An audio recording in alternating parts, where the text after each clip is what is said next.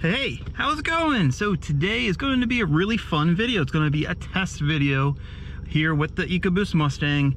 And here's the deal. So the other day I accidentally mixed a little too much E85 in the tank here. And I know you're like, how the hell do you accidentally do that? Well, first of all, I miscalculated how much I needed and wasn't paying attention when I was pumping, and I pumped way too much and I didn't have time to fix it. So later on that day I realized that I pumped E50 instead of my normal E20, E30 that I tend to put in here in the Mustang, even though it's not tuned for anything and I'm just running the JMS Boost Max. I was really afraid that the car was gonna maybe run funky or something, you know, run lean or whatever, but I was shocked to realize it didn't. It ran fine, ran good. So that really had me wonder exactly how good is it running, and is it running safely, or is it on the brink of disaster with the stock fuel system and the JMS Boost Max? So the whole point of this video is actually record and see how the car is running. So I'm gonna go ahead and get some logs here with the X4 of both the car running with the Boost Max off and E50 in the tank, and the Boost Max on with E50 in the tank. In the video, I'm gonna go ahead and get some fresh gas on a near empty tank, fill it up with as accurate as I could possibly get blend of E50, and then I'm gonna go ahead and start testing everything and see how the car is running. Then once we're done making our runs, we'll go ahead and compare the data log files together and see exactly what's going on. That way, we see exactly how well the stock fuel system is on these cars. So let's go ahead and get the testing started.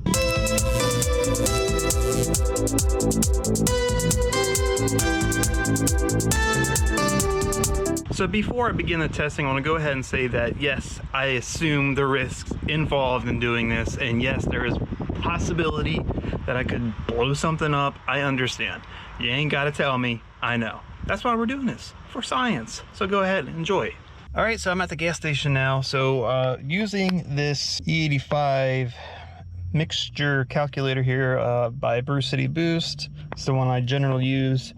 I want to put about 8 gallons of fuel in. So to get 8 gallons of 96.9 octane, 50.5% ethanol, or E51, it's about the closest I can get to be around 8 gallons without getting too crazy with the decimals. So we need 4.5 gallons of E85, and that's assuming that we're at about 82% ethanol percentage. I never do full E85 because it's hardly maybe ever actually E85. So, and then we need 3.5 gallons of 93.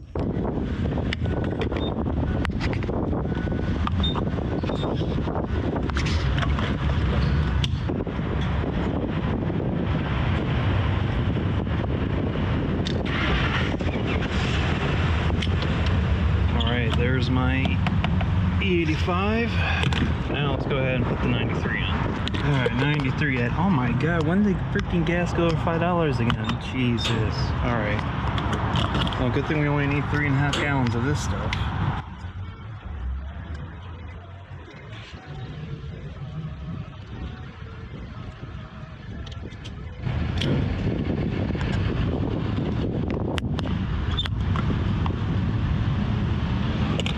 So now that we got our gas in, I do want to do a cam reset. So what I'm going to do is I'm going to do a cam reset, let the fuel trims relearn with the blend I have in there, so that way the car will run as good as possible. And this, of course, like I said, is going to be with the Boost Max turned off, which is just like that, turned off. Functions, special functions, cam reset, continue, reset complete.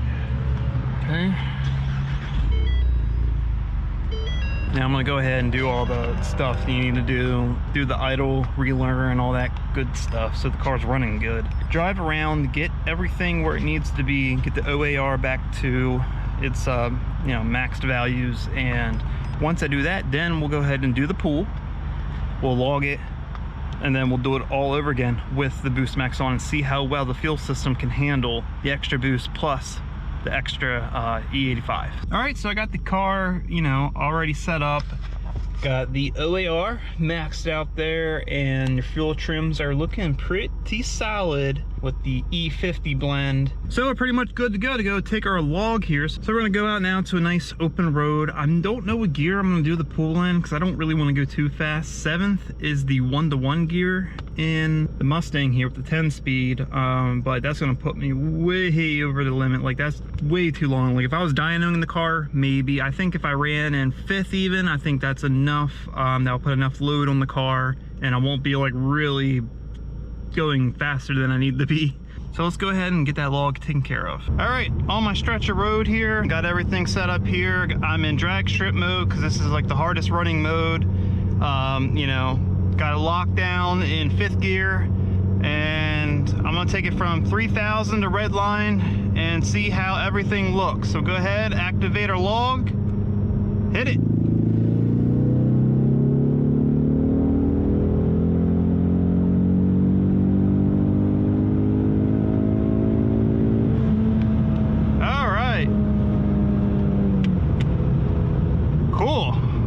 Got the log. So tell you what though, without the JMS Boost Max activated, this car is a lot slower.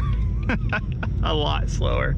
But I'm gonna go back, I'm gonna offload this log so I make sure I don't overwrite it, and then we'll reset everything with the Boost Max on and try it again and see how the log looks that time around. All right, so I got the data log saved in the computer. So now what we're going to do, switch to Boost Max, turn it all the way up like I had it. There's that. Cam reset, yes.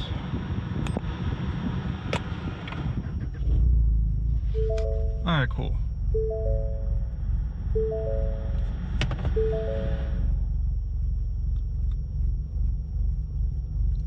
Sounds like it has a cam loop, loop, loop, loop, loop. So anyone wondering why I did a cam reset? Simple answer is the Boost Max. It alters the boost and fueling.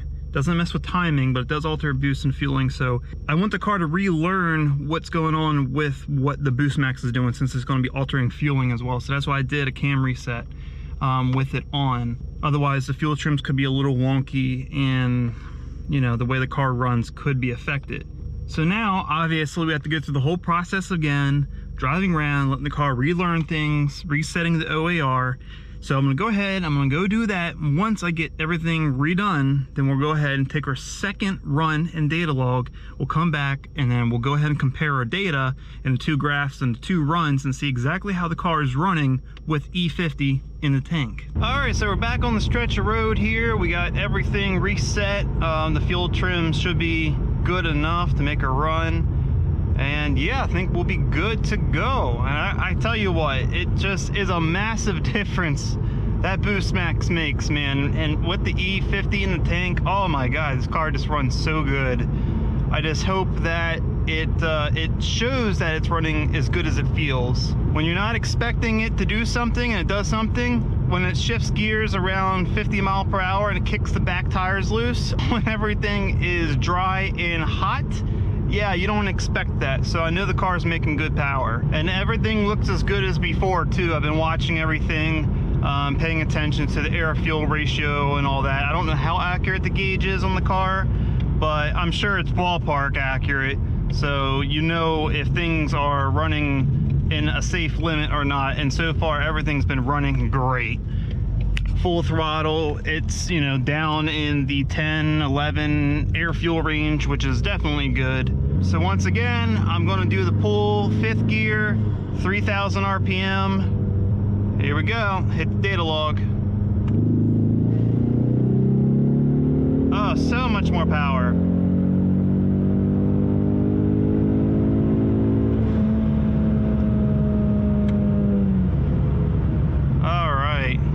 Now we got our data log with the JMS Boost Max turned up, E50 in the tank. Now let's go back and analyze the data and see exactly how the car is running. All right, so it's the next day. I've had some time to study and digest the data from the runs yesterday, and honestly, honestly, I am quite surprised by the outcome. So let's go ahead and let's take a peek here on the SCT Live Link software, and let's look at the log together. By no means am I a tuning expert, but I have basic knowledge of what all this means, and most people do. So I'm gonna go over this and interpret the best way I know I can, and we'll come to our final conclusion. But this is the first run with the boost max off, E50 in the tank. Obviously, the things we want to be mindful of is basically our fuel pressure and our air-fuel ratio. They're the big things when, you got to worry about when you max out a fuel system. If we look here, I'm just going to take away more of this stuff that we don't need currently. All right, so this line here, this is our RPM. So we start right here at, what was our 3,000 RPMs, 3,085 to be exact, and goes all the way up to 6675 or so. That's when I let off. And at the beginning of the hit, so let's zoom in just a smidge. At the beginning of the hit right here, go full throttle. Our desired fuel pressure, so this other orangish gray line, I haven't changed any of these colors, you gotta work with me. Kind of hits right here, goes to 15.92, that's MPa. I'll kind of mention the conversions here as through the video, but so right here it's commanding about 2,300 PSI fuel pressure from the system, and then it jumps up right here to 17, which is probably about 2,500 PSI. Mind you, the max operating pressure of the fuel system is 2,900 PSI. So right here, this is when boost comes in. So I'll go ahead and show that. Okay, manifold pressure right here. You see it starts coming in, and right here, the boost comes in and the fuel comes in with it. So if you look back at the desired fuel pressure right here, and by the time boost comes in all the way, it's pretty much at max fuel pressure. And the line below it, this is the actual fuel pressure. So if we go ahead and look, and you see kind of follows right in the middle of the desired and the rising boost. So we have plenty of fuel pressure as boost rises. Right here, when boost comes in, it peaks right here at 18. So that's like 2,700, 2,800 PSI or so. A fuel pressure right here. So that's beautiful. And it holds its pressure pretty much all the way here. And this is where it kind of gets weird. There's a dip here in the fuel pressure. So the boost kind of hits its limit right here, this flat line here, and then fuel pressure dips. Now it doesn't dip to a unsafe level. It dips to about, let's see, 12, 7, 13. So that's about 1,800 PSI. Now that's still fine. That's still safe in my understanding. You're not going to damage anything at that level, but it does dip right here for some reason. I don't know why. I guess because maybe load. I don't know. I don't know why it's dipped here. The desired fuel pressure still is, once it gets to this point here, it's pretty much maxed out. It's commanding full pressure all the way. So, and it's obviously not keeping full pressure, and it does this weird dip. So manifold pressure here does peak right here, and I think that's what caused the dip. So the boost peaked right here, and as the boost kind of tapers off back down to this level here, then the fuel pressure recovers. And once that does it, it kind of overlaps right here, and that's at about 5,500 RPM. So once it gets about 5,500 RPM, there's enough RPM in the high pressure fuel pump to take over and get the fuel where it needs to be. But I think because there's not enough pressure coming from the rear fuel pump, which could definitely probably fixed in an actual tune, you could probably eliminate that dip right there. Because I think any more ethanol and this would not actually hold at all. It would drop to probably a point where it's definitely pushing the limit, the safety of your injectors. So if you can get that dip to kind of come back up a little bit and stay around 2000 PSI, that ain't too bad. Let's go ahead and take all that out. Something I want to kind of show is the air fuel ratio. Now, even though there was a dip in fuel pressure, there was no change whatsoever in my air fuel ratio. We're looking at everything in a lambda unit, so that way it's universal. And basically, we start the run off at pretty, lean. So 1.02, and as the boost starts coming in, it comes down to 8.3, and then it slowly starts adjusting. So about, where's my RPM? So right here, we're about 3,500, 3,700 RPM. And then it starts getting really, really rich. We start dropping 0.7, 6.9, 6.8, 6.7, all the way down to 6.3, which is very, very rich. I mean, that's like, like close to a 9, 10 AFR. So that is crazy how rich it got. So the factory fuel system, I mean, it's keeping up with the fueling. So, and it stays that way all the way to, it gets a little bit leaner towards the end of the run. But it's still well within safe limits. So it never got dangerously lean, not even close. So it maintained great air fuel ratio throughout the run. All right, so we're gonna go ahead, start taking a look here. So we're gonna go full throttle. And actually, yeah, I got RPM, all right. Same thing, 3,051, 3,090. Actually, I stabbed the throttle at 3,037. Let's go ahead and take that away. So let's go ahead and look at our desired fuel pressure versus actual fuel pressure. And let's see, we don't need that. And then the green line is our boost. So same thing, boost comes in a very similar fashion as before. Maybe comes in a little bit more aggressive, but that's about it. Fuel pressure does the same thing, commands 15 MPa by the beginning of the run, and it's commanding, let's see, right here, what RPM would that be? By 4,000 RPM, it's commanding full pressure. But if you look here, because the car is running more boost, whether it thinks it is or not, it is. If you look, the fuel pressure does pretty good on the hit, keeps up with the spike, but it does that dip again. Now this dip looks a little bit more like it has a little bit stronger of a curve to it, like it dips harder and comes back out of it, and then there's another dip a little bit after that. So, by this point, the car is commanding full fuel pressure, but it dips down to a 11.92. Now that's the lowest it ever dipped, which is 11.92. I just want to double check. Yeah, that's 1,728 PSI, which is, it's low. So the low, it never goes under 1,700 PSI.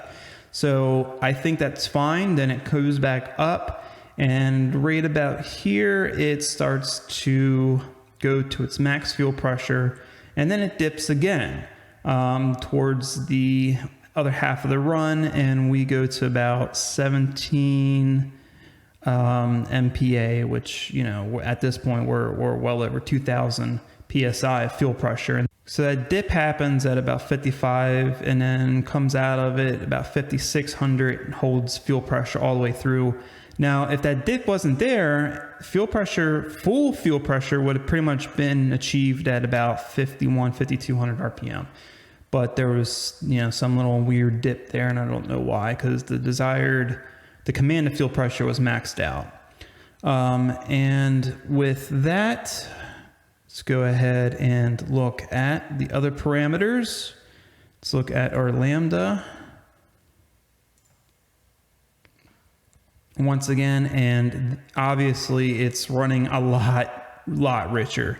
So it goes from a 1.04, and by 3,000 RPM we're at 6.5. It goes as low as a 6. Like I said, that is super rich, and it holds that steady all the way until about here, which is 5,500 RPM. This is where that dip was, and then it starts coming up, starts getting a little more lean, and then it leans out the rest of the run. But once again, never anything dangerous. 0.73 lambda is about, I think, about 11 or so AFR. So that is perfectly fine and perfectly safe.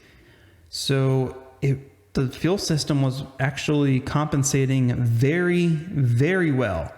Now let's look and see how the extra octane fared us this time with added boost. Obviously more pressure in the combustion chamber is more of a risk of knock, but as you can see, the knock sensors actually, they scaled a lot more favorable to adding timing.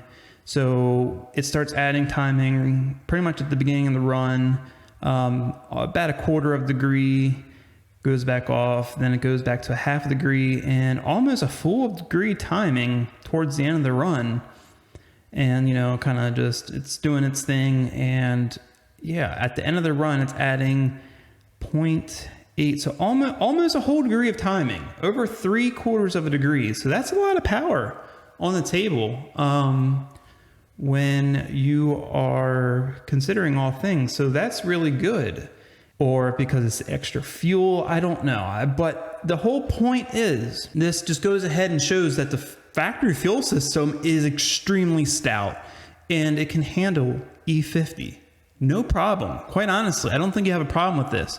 Now, if you're running a lot more boost, like if you're pushing a aftermarket turbo, or if you're pushing the factory turbo 28 PSI up, I think that's where it's not going to work. But I think if you run E30 or E20 even, yes, factory fuel system should theoretically keep up past, or at least up to 30 PSI boosts. Theoretically, this should be somewhere between 24 and 26 PSI boost, given what the Boost Max is doing. I don't really know. The only way I'm ever going to know the exact pressure is hook up a manual boost gauge and read it that way, because the car is not telling me the exact amount. But I still think it's awesome, and I think this was a cool test. It really shows that this car is more overbuilt than people think it is, straight from Ford. So it's got a lot of potential already in it,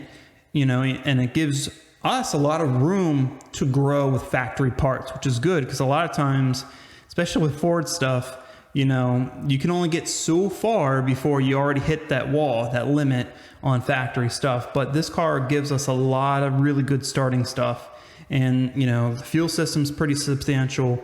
The weak links really is the turbo's good to a certain point, but, if you're pushing 30 PSI, you get a larger turbo, intercooler, and you do an E30 tune or so, at around 30 PSI, and honestly, you wouldn't even have to do anything. Maybe a booster pump on the rear fuel pump. That is it. The high fuel pressure pump on this motor is actually pretty stout, and I don't think you would have to touch it until about 500 horsepower on 93. And at that point, you're going to be looking at changing more than just a high pressure fuel pump. So how about that? So hopefully you liked the video here and you learned something. I sure did. I can't believe that the factory fuel system is as robust as it is on these high performance back EcoBoost Mustangs. But that will be it for this video. If you liked the video, please give it a thumbs up, share with everyone you know if you want to see more content like this, and you haven't already, subscribe to the channel and keep a lookout for the next true car enthusiast video.